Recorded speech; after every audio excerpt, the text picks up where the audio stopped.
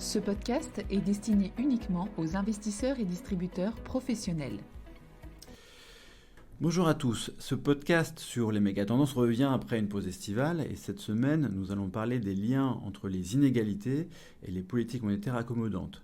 Pourquoi parler de ce sujet aujourd'hui ? Eh bien tout simplement parce qu'à la fin du mois d'août a eu lieu la fameuse conférence des banquiers centraux de Jackson Hole et que l'un des papiers de recherche présentés, qui traitait du sens de la causalité entre inégalité et politique monétaire accommodante, a beaucoup fait parler de lui.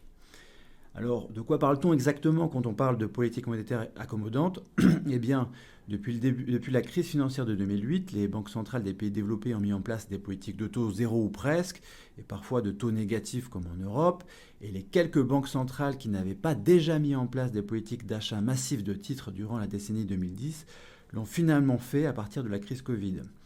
Et en toute logique, les taux d'intérêt ont très fortement chuté.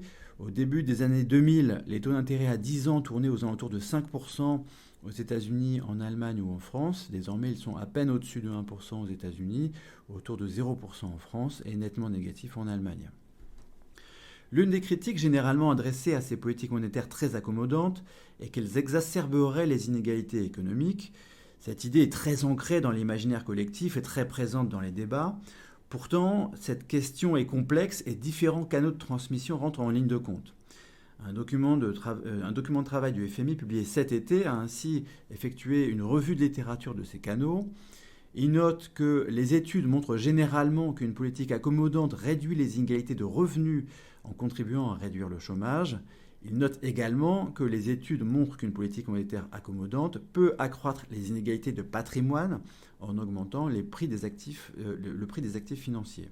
Mais les chercheurs du FMI insistent bien sur le fait que tout cela dépend très fortement des caractéristiques des pays considérés. Quels sont les actifs financiers détenus par les ménages ? Est-ce que l'inclusion financière est forte ou non ? Si oui, les ménages pauvres peuvent par exemple plus facilement souscrire un crédit immobilier pour se loger et donc bénéficier des taux bas. D'autres facteurs jouent un rôle. Est-ce que l'économie est très bancarisée ? Est-ce que la protection sociale est forte ? Bref, l'impact des politiques monétaires accommodantes sur les inégalités dépend vraiment des caractéristiques du pays. Si l'on revient à la conférence de Jackson Hole 2021, le papier présenté par les économistes du NBER Atif Mian, Ludwig Straup et Amir Soufi renverse complètement la causalité qui voudrait donc qu'une politique monétaire accommodante cause une hausse des inégalités. Et ils établissent qu'aux États-Unis, c'est la hausse des inégalités depuis le début des années 1980 qui aurait entraîné une baisse des taux d'intérêt. On retient souvent l'idée que les taux d'intérêt d'équilibre, ce qu'on appelle les taux neutres, auraient baissé tendanciellement ces dernières décennies à cause de facteurs démographiques, c'est-à-dire à cause du vieillissement de la population, notamment car les individus en activité épargneraient davantage pour préparer une retraite qui serait plus longue.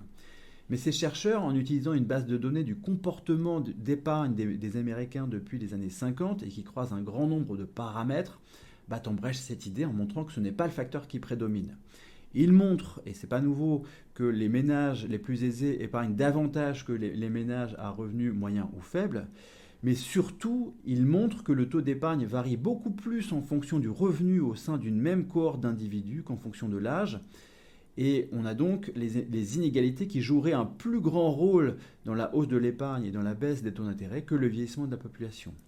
On aurait ainsi une double causalité.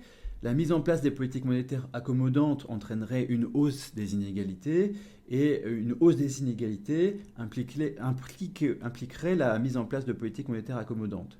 Bref, cela tendrait à montrer qu'il est désormais impossible de faire l'impasse sur les inégalités dans l'analyse économique, alors que c'était largement le cas jusque-là. Merci de votre écoute et à la semaine prochaine. Communication promotionnelle non contractuelle. Les commentaires et analyses reflètent l'opinion de CPRAM sur les marchés et leur évolution en fonction des informations connues à ce jour. Du fait de leur simplification, les informations données dans ce podcast sont inévitablement partielles ou incomplètes.